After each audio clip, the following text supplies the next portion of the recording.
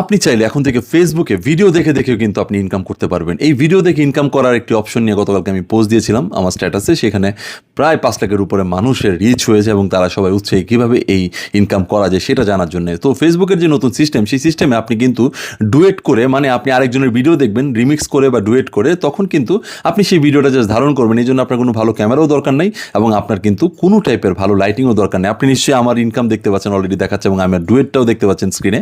আমি এভাবে ডুয়েট করে অলরেডি একদিনেই $2.22 একটা ভিডিও থেকে এবং একটা ভিডিও থেকে 22 সেন্ট অলরেডি চলে এসেছে। সো এই ভিডিওগুলো যখন কন্টিনিউয়াসলি চলতে থাকবে সেই ক্ষেত্রে কিন্তু আপনার ইনকামও আসতে থাকবে।